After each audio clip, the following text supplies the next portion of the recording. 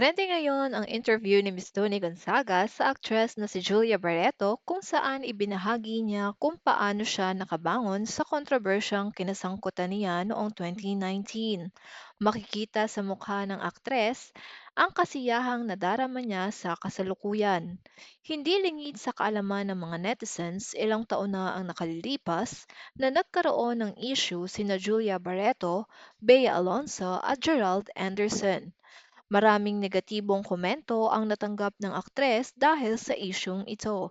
Sa panayam ni Tori Gonzaga, itinanong niya kay Julia kung ano ang natutunan niya sa pinakamalaking issue na ito.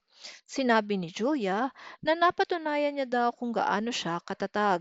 Sa halip na magmukmok ay ipinagpatuloy niya lamang ang buhay, hindi lamang para sa kanyang sarili, kundi pati na rin sa mga taong nagmamahal at nagtitiwala sa kanya. Tungkol naman sa pag-ibig, sinabi ng aktres na natutunan niya raw na una, don't overshare. Pangalawa, be protective of your partnership. At ikatlo, don't be possessive over a person, just be a partner because you don't own a person. Aminado si Julia na maaaring nakasakit siya ng damdamin ng ibang tao. Pero sinabi niya rin na noong pumutok ang issue ay hindi talaga sila ni Gerald Anderson, kaya gano'n na lamang ang kanyang reaksyon.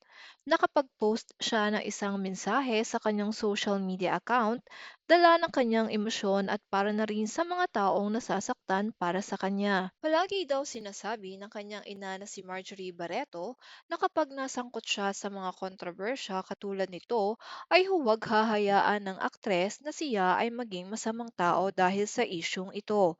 Tungkol naman sa kanila ni Gerald Anderson, masaya daw ang status ng kanilang relasyon at hindi pa daw nila napag-uusapan ang kasal, kahit na marami na ang nagtatanong sa kanila tungkol dito. Masaya na nga si Julia Barreto sapagkat sa kasalukuyan ay naayos na ang gusot sa pagitan nila ng aktres na si Bea Alonso. Huwag kalimutang i-hit ang like at subscribe button kung gusto mong maging updated sa paborito mong celebrities.